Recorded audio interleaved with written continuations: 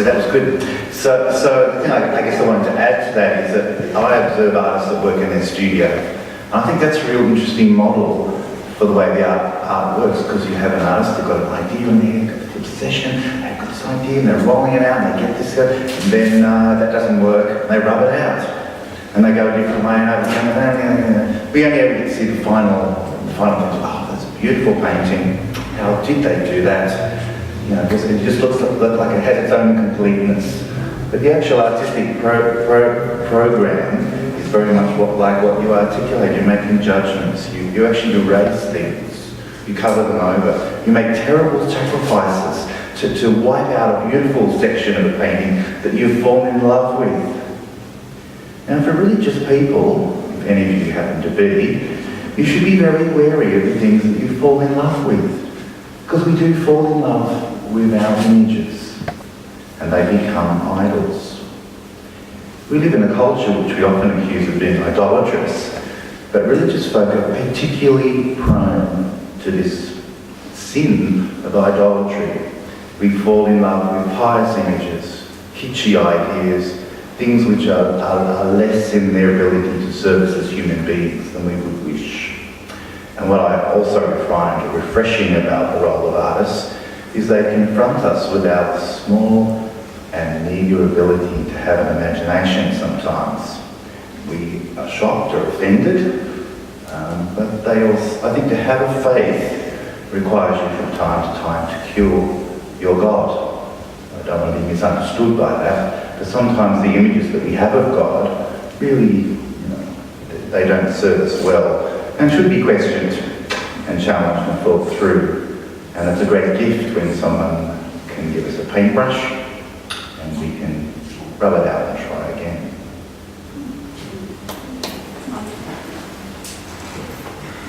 Further questions? Yes, thank you.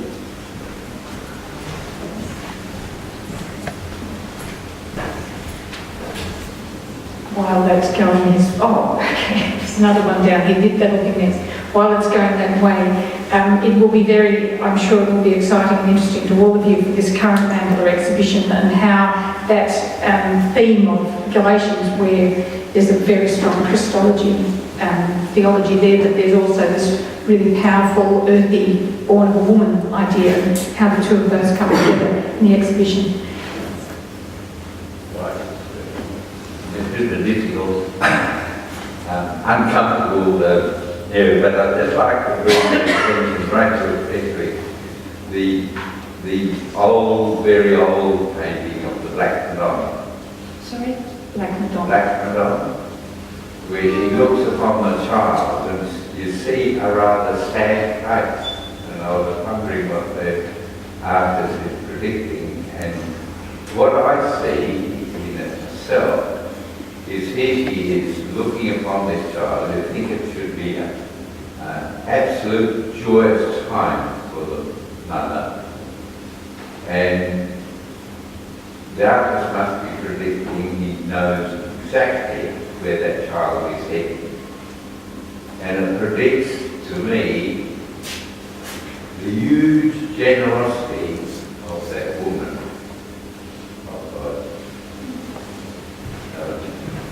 Like to see what's all coming. Yes, well, in that case, a painting such as that would be of great comfort to many a mother who gave birth to a child who she knew was going to die soon or was going to have an extremely difficult life. I'm sure that many, many women throughout the centuries gazed on those paintings, because there are many paintings of Mary, the mother of Jesus, who looks less than joyous. She isn't always so placid. She is often somber. And I think that so many people throughout the centuries would have looked on that and found strength in losing their own firstborn or any child who died in their arms or soon after. That's all I can really say to that. Thank you, Rachel.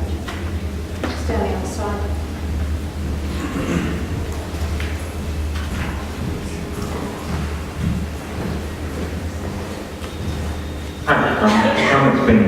to Europe twice. There's a lot of religious art on the streets. I'm just wondering what you think about religious art being like the streets out in society, and should we have somewhere in Australia?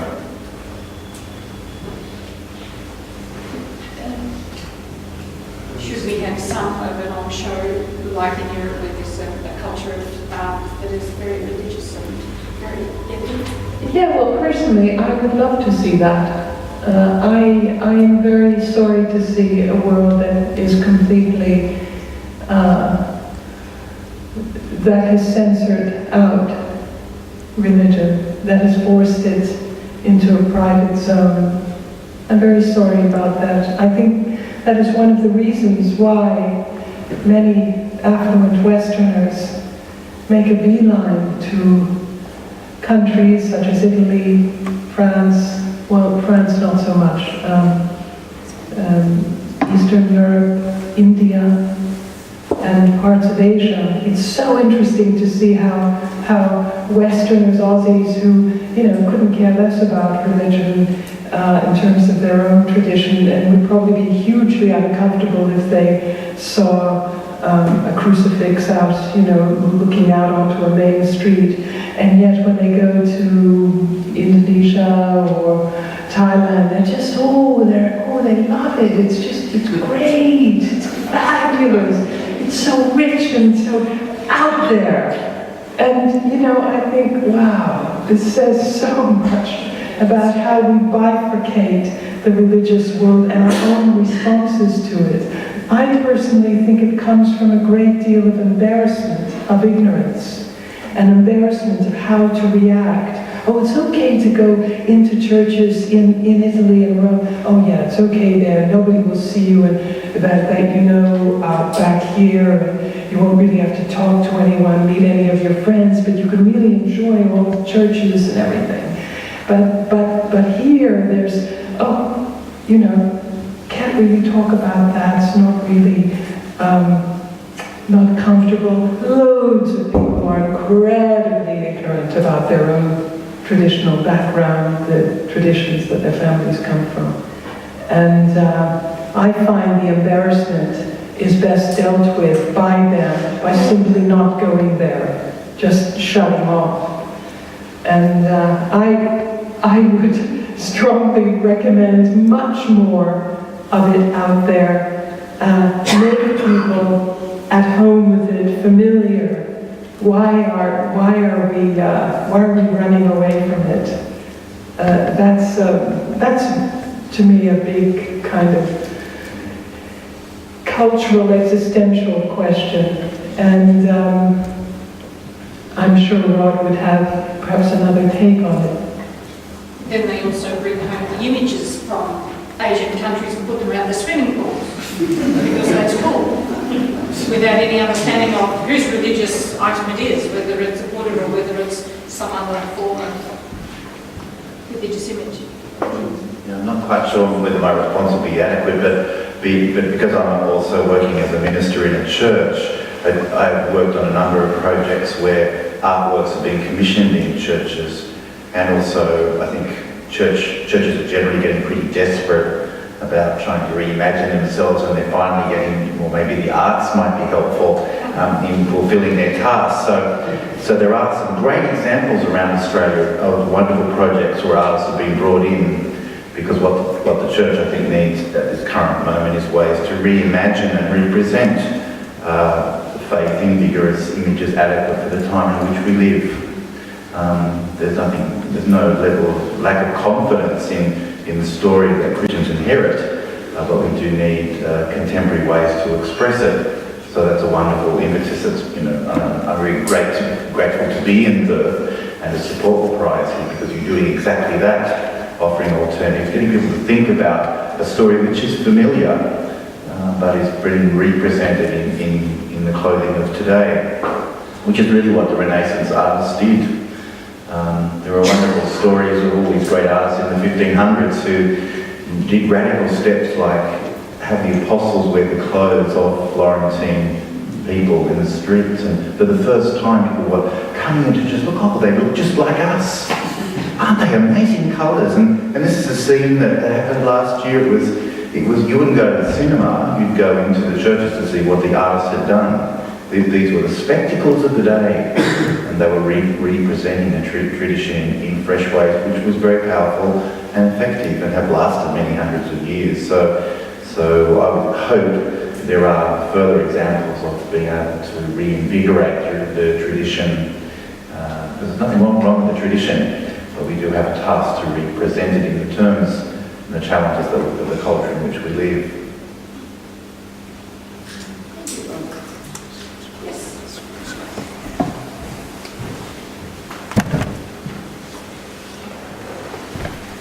You were talking about the reinvention of the image, especially in art. I was wondering if you could comment on art as a form of communication, understanding the image without explanation. Like, for example, you walk into an old church and have the depictions of the scenes of the Bible on the wall, and they don't, although they have explanation behind it, you're able to interpret what's going on quite well, whereas in abstract equivalent require much more explanation.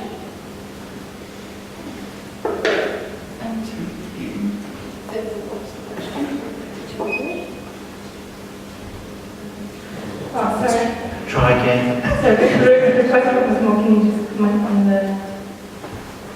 comment on the art? If you just hold the microphone up so you can hear it. Can you comment on art as a form of communication? Sure. I'm all for art with labels. I think use as many means as possible to make the work come alive. I get to take people into the art gallery in New South Wales and other places. I love working with groups. And okay, we get 10 people in front of the work. What do you see? What do you see? What do you see? People say, oh, that girl looks like my niece. Oh, I had a chair just like that once. It's really interesting that everyone sees something they attach it to, and then you can literally see the painting falling apart as people grab their favourite bits. But that begins a conversation about where does the attachment begin and what don't you understand, and oh no, that's about this, but so I love the way art actually creates a community of viewers. It's a great communication because it's not about what I think. It's much more richer when you stand in front of an artwork with a group of people, because it becomes a community conversation. And we reflect on the life of our own bodies, about our thoughts, our attachments, what our fingers touch, what turns us on, what disappoints us, our life stories start getting woven in. And what does it mean becomes, oh, who are we? It's just wonderful that you move this group process of, oh, what's this painting about? Oh, untitled, number 7. Oh, damn, no clues. And after 10 minutes or so, the painting has actually activated us. It's got our stories out. We've had to call upon our ability and our history and understanding to actually try and work out what this other thing, and it becomes more like a relationship. Who are you? Oh, I'm such and such. Oh, how old are you? Or why are you doing this to me? You actually have a little try it when you go to the art gallery next. Think more like a conversation rather than what's this mean? Because if you can say what it means, you've done 5 seconds and you can move on to the next word. You're just cataloguing it. So I really like the complexity, the porousness, the messiness of the communication that happens around art making, because it gets under your skin and does all that interesting stuff that art does so well. That was amusing. I don't know whether it answered the question though. May I add something to that? I remember a long time ago, the very first person I knew, a friend of mine who got married, was very anxious to color code her entire apartment, including her dishes, everything in the shade of purple, which I can tell you in 1970 was pretty unusual. Purple was very, very out there. But she also commissioned somebody, a painter, to paint paintings in shades of purple. And I was always a painter, painting, drawing ever since I was a kid, and would have gone into that seriously, except that my parents thought 2 of the family were quite enough. and I was the third, so I didn't. But nonetheless, even then I thought, isn't that weird? Art as just color and decoration, but in fact, that's where a lot of people are when it comes to art. Art is the colors, art is the decorative, art is the way things are positioned, that'll look good there. Yes, I've got a room, that'll be good there. And when you ask the question about art as communication, I think sometimes, we have to work on that. We can't always assume that art is both produced or received to communicate something more than just decoration, kind of an interesting decorative splash. I think there are lazy artists and lazy recipients of art, and just as there are in every field, let's not, sanctify artists beyond what we all are. We are just human beings doing things that we think we can do, or we're slightly inspired. A lot of us have a lot of tremendous self-doubt about whether we're doing anything well enough. And a lot of artists are in that category as well. And some really are right. They're not too good. But it doesn't matter. Supposedly the art market will, figure it out for them, as they end up not being able to sell anything. Anyway, I think art should communicate something a lot of the time.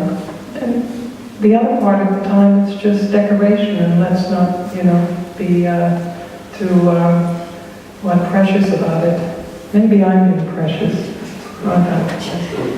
Last question here. I think we're really moving into time zone. Time zone. Yeah, Twilight zone. Twilight zone. And these people with time on what to make. So our last question.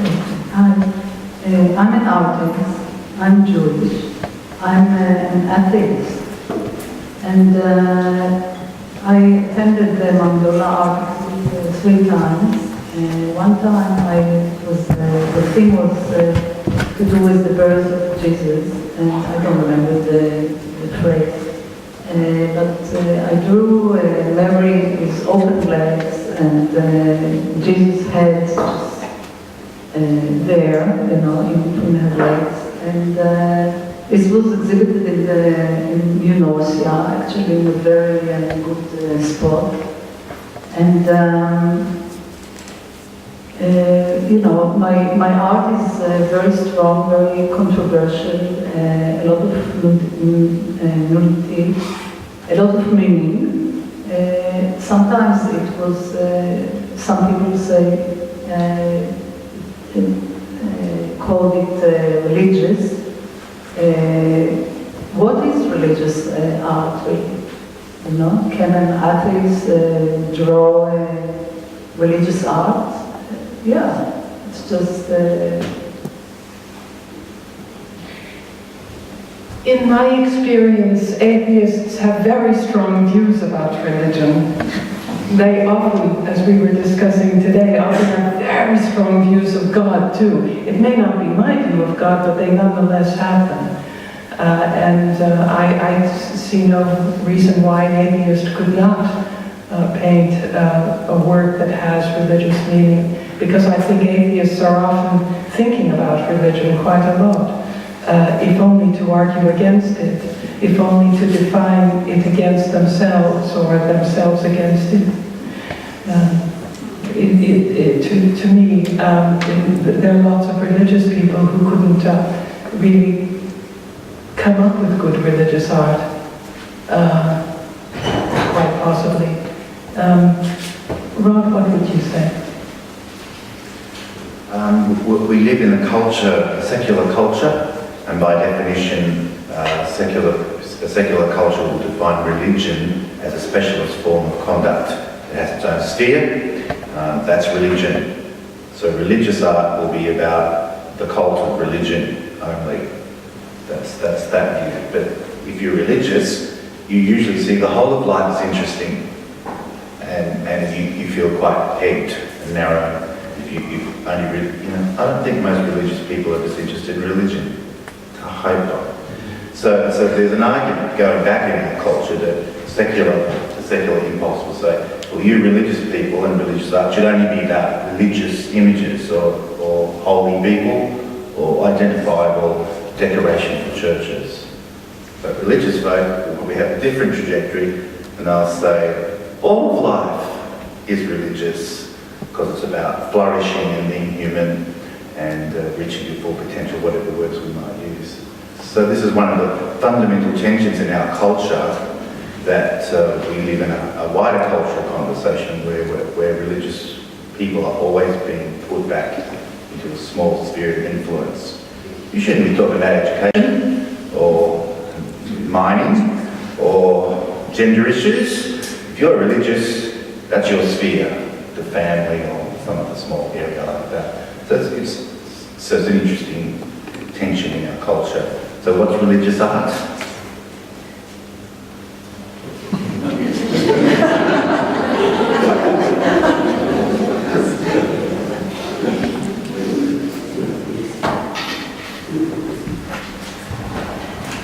Rachel, Rod, thank you for such a great presentation. I'm going to break a couple of rules here. So if I say the wrong thing, I'll rely on John, who's doing the videography, to erase this, and I'll deny everything. Rod just clarified something for me about the importance of understanding religious art. And to do that, I'm going to disagree with Rod. When you said that we don't get the chance to see artists in process, putting up the easel, doing something, a draft, erasing it, and putting out the final masterpiece, generally that's true. But then I thought, what if we conceive that this world, this creation, is a work of art? And if we conceive of God as the supreme artist, of which we're all a part, and we haven't seen the final outcome yet, not yet, but we can see the unfolding work of the artist. For me, that actually says something about art, something about creation, and certainly something about the need to maybe not fully understand art, but to appreciate it. And to have eminent persons like Rachel and Rod speak about this is something for which I'm very grateful. There are people to thank tonight, to all of you for coming here and making this a very special Slattery lecture. I thank you. We have behind the scenes members of the School of Philosophy and Theology, the Office of University Relations, who have been working very hard on this evening. Dr. Angela McCarthy, who's really the brains and the power behind getting the lecture here tonight. I'm very grateful to you. And to Dr. Rod, Dr. Rachael, we've got a small token of our appreciation, which we'd like to thank you with right now. So thank you.